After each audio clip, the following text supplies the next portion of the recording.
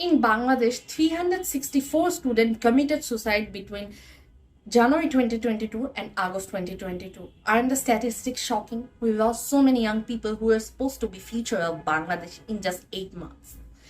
Hello everyone, I'm Sumaiya Hasan Siddique, and today please allow me to present my speech on student suicide in Bangladesh. Suicide is an act where a person intentionally takes their own life, and the students and children who attempt to commit suicide are actually suffering from several mental health problems, most commonly depression. Suicide among students is actually increasing at a very alarming rate here in Bangladesh. According to a survey conducted by Achal Foundation, 364 students committed suicide in the last 8 months. Among them, 194 were school students, 76 were college students, 50 were university students, and 44 were madrasa students who committed suicide. The survey shows us that 45 students committed suicide on average every month. And suicide is most common among the age group of 13 to 20 in students, which is 78.6%. I'm not really surprised that female students actually outnumber male students in suicide, account for 60.71% of all suicides that happen in the 8 months period. Though we have data, but I really can't say that this data is very accurate because the survey was based on the cases that were reported. But there are still numerous cases which were not reported to authorities. Because in our society, suicide is still considered as stigma. And also in Bangladesh, suicide is considered as criminal offense. So because of this, and as well as due to many religious and societal factors, people still don't report suicidal cases to authorities. And this is also one of the very big reasons we can't really solve this issue right now in our country. Students commit suicide because of many reasons, but the most common reason were societal pressure, academical pressure, and family pressure. Societal pressure and academic pressure is actually quite correlated because from the very beginning, society tells a student that they have to do well in their academics, they have to be perfect, they have to be up to the mark of the standard that society sets for them. And because of this societal pressure, students take pressure in their academics. The studies which they should have enjoyed, they feel like that's a pressure for them. And when eventually they can't enjoy their studies or they're performing bad in their academics, they feel like they don't belong to that society, they don't belong with other people, they feel like they fail society, they fail themselves, and they are not happy with that situation.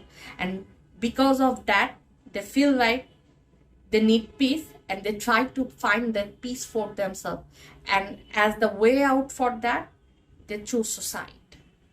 Also, this societal and academic pressure influence family pressure as well. Though family pressure varies from family to family, but family also put pressure on students because of this society and academics and other reasons. Though a family should be a safe place for a student where a student can share their concerns, share their emotions, share their feelings. But when the family started putting pressure on students, they feel like they have no place to go. They feel like they are not understood by their parents. They feel like they are unable to cope with the criticism and failure. And they feel like there is no out for them. And because of this feeling, they find a way out for themselves, which is suicide to them. But it's very unfortunate that in our country, there is no government institution which will help people who are struggling with this kind of issue that could lead to suicide. There are no helpline services. But there are still few private NGOs like Kanpeteri which provide assistance in like emotional support hotline, which help them to overcome this kind of issue. But it's still not enough if the government is not in support of this. Every year, actually on September 10, the whole world celebrates Suicide Prevention Day. And every year they set a theme so that based on the theme we can do something to prevent suicide. For 2022, the theme is creating hope through action.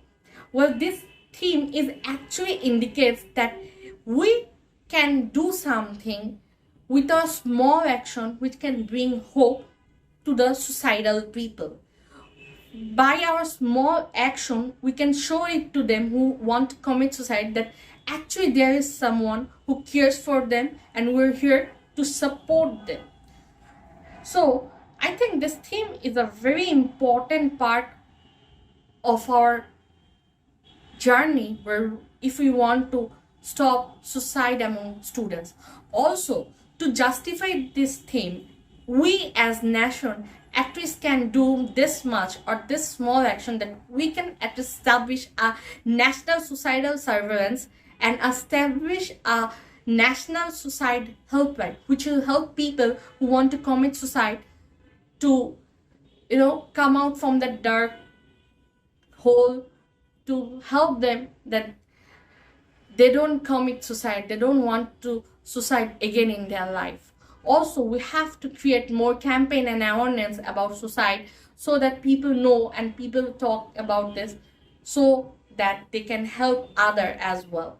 Also, we must remember that a young soul who is thinking about committing suicide is someone who is actually feeling lost and hopeless. They are actually under immense pressure. Those pressure can be from society, academics, family, or anywhere, but they're in a lot of pressure and they are not criminals. They are actually patient. They need our assistance. They need our help. So we have to help them with our small actions, with our help. We might able to give them the hope they're searching for, and with our small help, they might be able to overcome the crisis they are facing, and we might able to, in fact, I don't say that we might able, I believe that we will be able to decrease the rate of student suicide in our country.